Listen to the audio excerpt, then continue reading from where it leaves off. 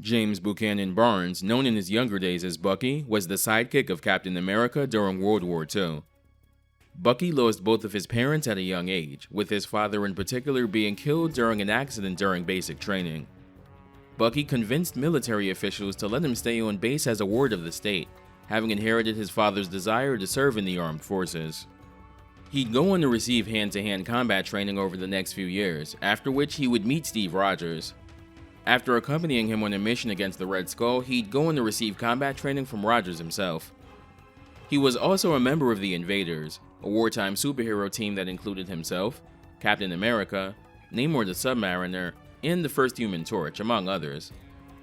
On one fateful mission working against Baron Zemo, Bucky and Cap found themselves clinging to an aircraft with a bomb on it. Bucky tried to disarm the bomb, but it ends up exploding, taking the aircraft, and presumably Bucky and Cap with it. Of course, Cap would be discovered by Namor later down the line in the legendary Avengers issue 4, but Bucky's remains were nowhere to be found, and he was presumed dead. Seems like kind of a harsh way for a teenager to go out, but this was apparently a decision made by Stan Lee, who was known to have something of a distaste for teenage sidekicks, Bucky especially. When Lee took over writing duties for the Submariner comic, one of his first orders of business was killing off Human Torch's sidekick, Toro. Lee held a firm belief that teenage sidekicks in comics weren't really interesting, and was largely annoyed by them. It was this belief that led him to the idea of a comic book where instead of being a sidekick, a teenager was given great power and responsibility instead. No idea if he ever got around to that though. Afterwards, Bucky would pretty much only appear in flashbacks in Captain America stories or the Invaders series, which took place before his death. I mentioned this in Cap's video, but due to the circular nature, comic book deaths pretty rarely ever stick. So much so, that for many years there was a saying among comic book fans: no one in comics stays dead except for Bucky, Jason Todd, and Uncle Ben. Fast forward to the year 2005, and the start of Ed Brubaker's incredible Captain America run, and we're introduced to the Winter Soldier, a mysterious assassin who seemingly killed Red Skull, and a former associate of Steve Rogers, in order to frame him for the former's death. As it turned out, this assassin was none other than Bucky himself. We learned that Bucky did survive that fateful mission, but lost his left arm in the process.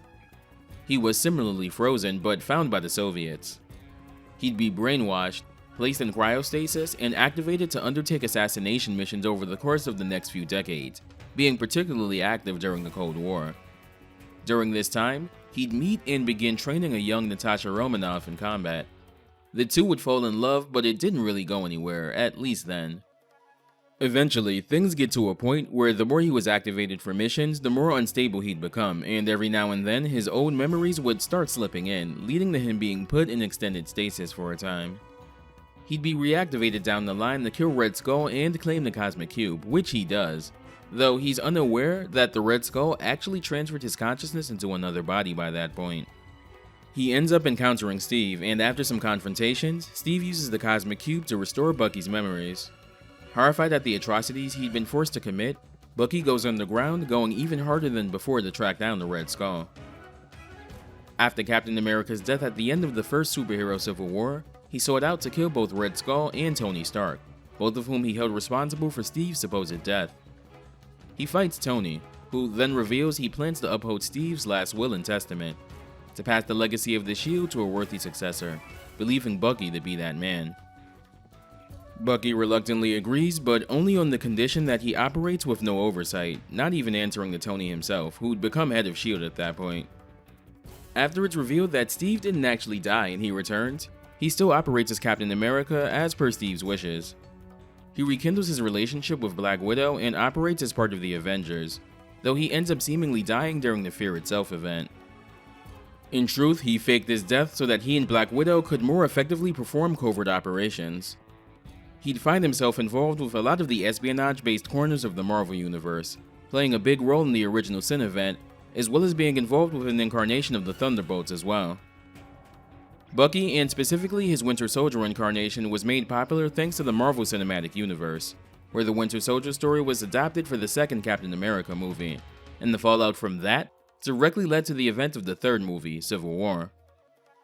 He'd go on to become a lot more popular than he'd been previously thanks to the movies, and because Marvel vs. Capcom Infinite didn't hide how MCU coded it wanted to be, he was added as a DLC character to the game. He's voiced in Marvel Infinite by Scott Porter, who's been no stranger to voicing comic book characters. He's played Cyclops in games like Marvel Ultimate Alliance 3 and Marvel Heroes, Star-Lord in Ultimate Alliance 3, and the Telltale Guardians of the Galaxy games, and funnily enough, Nightwing in Arkham Knight, and Robin in Injustice, meaning he's voiced not only Bucky, but also the most famous sidekick of all time. Winter Soldier's probably the most interesting Marvel Infinite character we'll have talked about so far from a mechanical standpoint, so without any further ado. Winter Soldier's theme in Marvel Infinite is, like most Marvel characters in the game, an orchestral piece meant to evoke the Marvel Cinematic Universe soundtracks. Most of them, as far as compositions go, are generally pretty boring to me, especially in the context of an otherwise fast-paced fighting game like Marvel vs. Capcom. This one, I actually don't mind too much. It's a little more melody-driven than some of the other Marvel character themes in the game, and unlike a lot of the other ones, I can kind of see the tone they're going for here. The ascending strings in the main melody give this piece a bit of hopefulness, which does fit for a character bent on redeeming themselves for actions they had no control over, but feels responsible for all the same.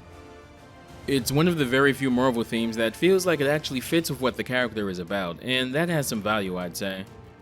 I'll talk about which character I think has the best Infinite theme from the Marvel side in a future video not too long from now, but let's just say I think it's pretty fire. Gameplay-wise, Winter Soldier's interesting because he can pretty evenly switch between zoning and rushdown at a moment's notice with a few, let's say potent ways to close the distance and get in on an opponent. More importantly though, he pretty much dominates the neutral game, at least on the ground. He has an array of armored moves, projectiles, and even some completely invulnerable things that make it hard to get in on a player that's covering all of their bases with him. He synergizes well with most of the cast due to these factors, making him a pretty solid pick overall. His command normals are interesting in that a lot of them are actually shared with Captain America, which makes sense, he was trained by him after all. He has Cap's middle kick, done the exact same way, pressing light kick twice in succession.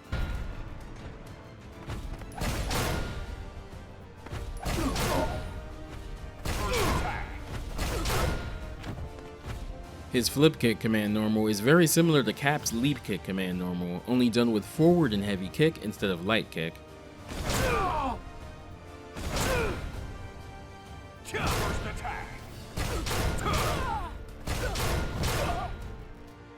Sharp Strike is a downward slash with his combat knife. It's somewhat similar to Cap's Shield Bash command normal.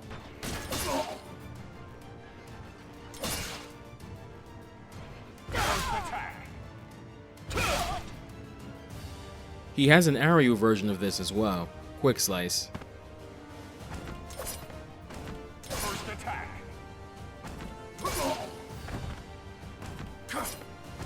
Like Cap, Winter Soldier can also alter the angle of his jumping heavy kick.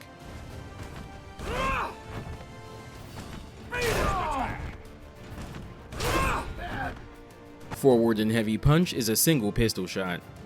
We'll be coming back to this move over the course of the video.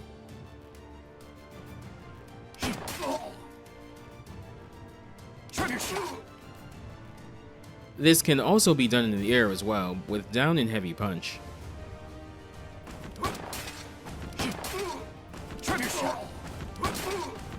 Hard blow is done with the quarter circle forward and punch.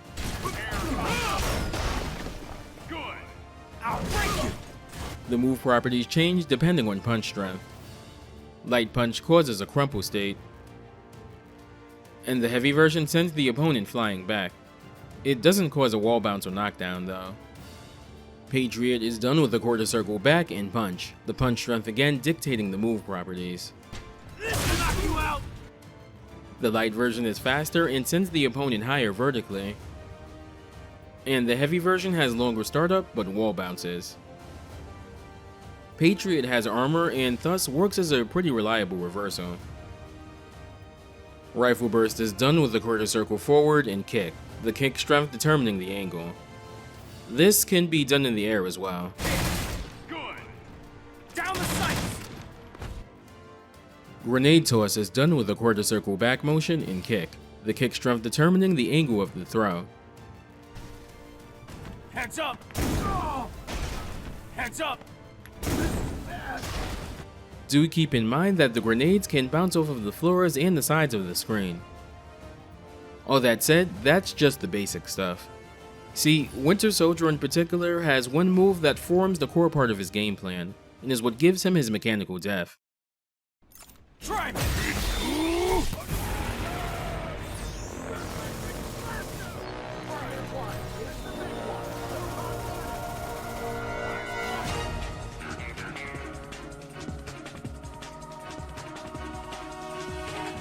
When Bucky initially lost his arm, he was outfitted with a new bionic arm from the Soviets.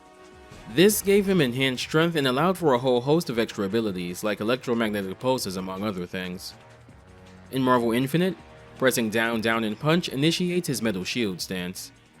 While he's in this stance, he gets access to certain actions, but the most important thing is that he's completely invulnerable while he has the arm out, and you won't take damage or hit stun. Mostly. Any normals or specials that either hit low or have a hitbox below his arm can hit him no problem. Most hyper combos that aren't beam supers work on him as well. While the stance is active, he can cancel it by jumping, going into a dash, or with certain normals. Those last two are going to be important in a sec. Pressing light punch during this stance initiates counter thrust. This is an armored punch with a lot of hit stun. The armor goes away right as the move becomes active, so you need to be smart about throwing it out since it can easily be snuffed out. Drop your guard! Pressing heavy punch gives you air raid, a command overhead. This one's pretty slow, and unlike counter thrust, has no armor frames whatsoever. Be careful when using this. Try ice front! Pressing any kick button during Metal Shield has him use his pistol command normal. Seems kinda dinky at first, but this is probably the most important of his Metal Shield normals, as combined with his ability to dash cancel the stance, he can loop these for damn near instant full screen pressure. The idea is to use the non-stance command normal, cancel that into the stance, use the stance version of the pistol with any kick button, and then immediately cancel that into a dash and start the loop all over again. It sounds easy on paper, but it's pretty tricky to do, and I'm still working on getting it more consistently. An important part of making these gun loops work is making sure you wait for him to put his pistol away before dash canceling. Do it too soon, and you'll likely get his air raid move instead of the pistol. While in this stance, he can also use rifle burst and grenade toss, using the exact same motion he uses for the normal variation. Winter Soldier's first hyper combo is Silver Patriot. Blade right into my hand! Metal knuckle sandwich!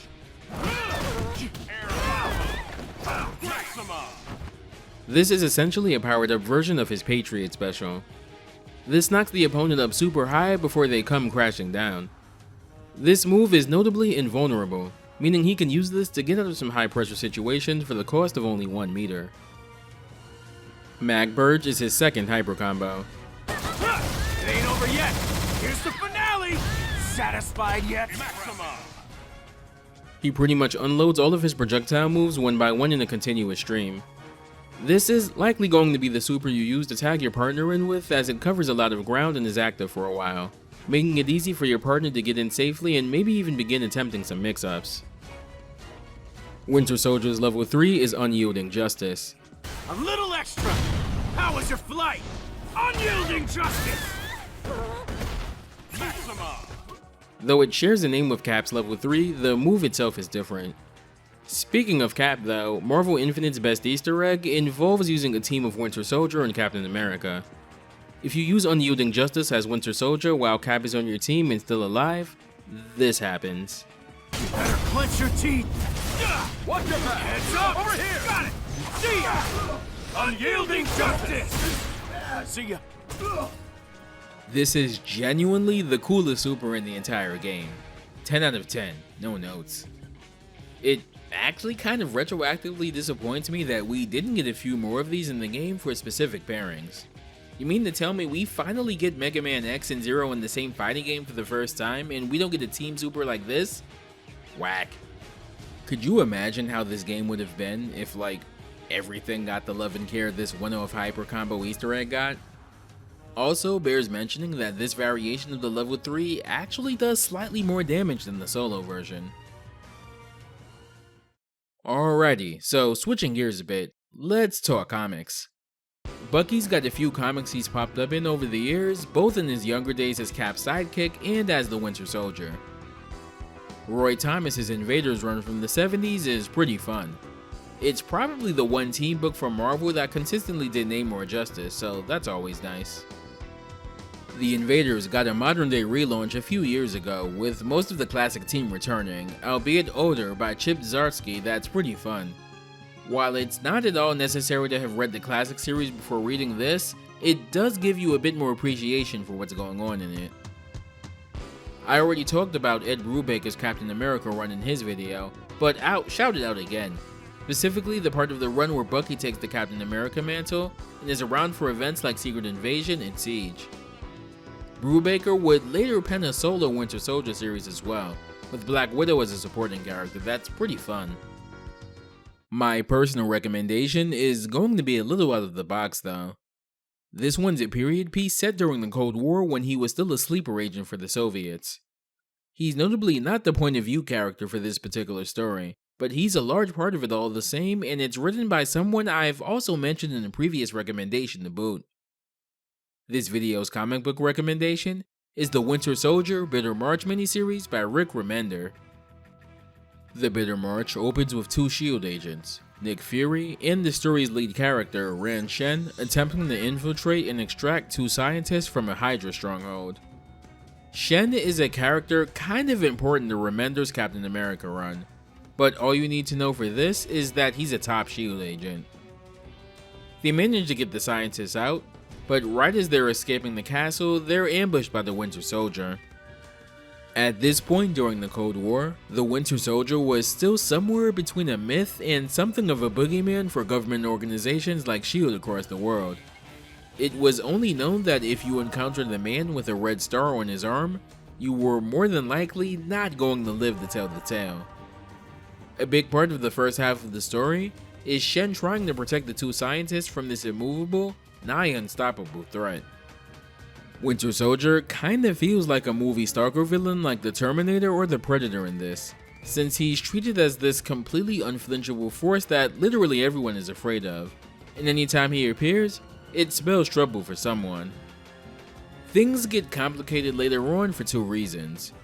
One, Shen falls in love with one of the scientists. Did I mention both scientists are Nazis? I probably should have mentioned that. Moreover though, Winter Soldier starts gaining bits and pieces of his memory as Bucky, making him hesitate in instances where he could have otherwise gotten kill shots off easily. It's a fun, fast-paced story that doesn't require very much beyond basic, surface-level knowledge of the character, and since it takes place during the Cold War, you pretty much know how things will turn out for Bucky, so the draw is seeing why it plays out instead. If you do enjoy reading this, Rick Remender's Captain America run is more than likely up your alley, since Shen is an important character in that as well. Here are all of Winter Soldier's colors.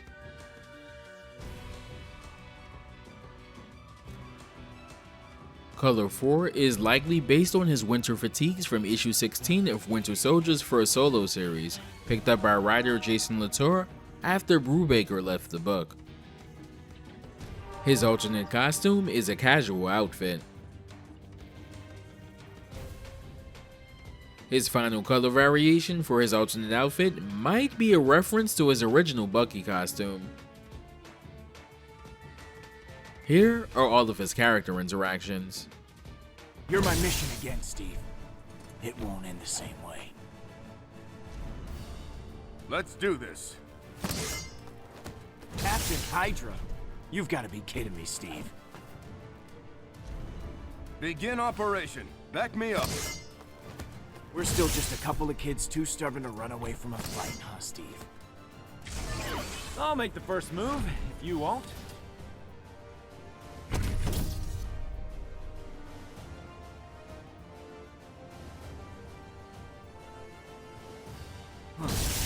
Maybe if I grew a beard, nobody would recognize me. You're gonna regret this in the morning! Not the first time I'd be in a newspaper. Guys, I get it. But getting beaten up by me is not the answer. I'm not interested in being on the front page anymore. Get in my way, and I'll put you down.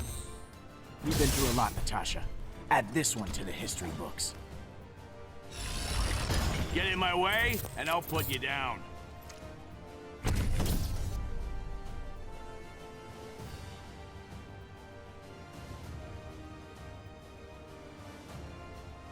You want to give Death a hug? I can arrange that.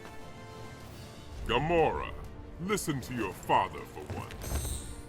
Handcrafted gun. Amazing. How's it shoot? Do you understand the fate of fools who betray the truth? Mano y mano. Rad. We'll survive this battle if we look out for each other. Was your body modified as well? Ready for some fun? I always get lumped in with the bad guys. Arrived at the target point. Let's begin the mission. Need the target in front of me. Those who control the stones control the universe. The difference. I'll teach you that. Do you think you can defeat us? Ready! Just focus on the battle at hand. Save the accusations for later. Hold back, and it's your funeral! I thought I was done eliminating targets. So, my past has finally come back to haunt me.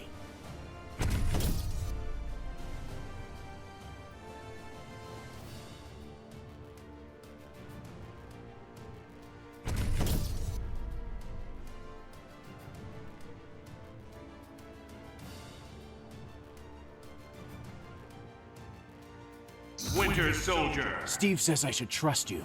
I'll try. Winter Soldier! Just like WW2, huh, Steve? Winter Soldier! It's not the armament, it's how you use it. Winter Soldier! Looks like you got a story to tell.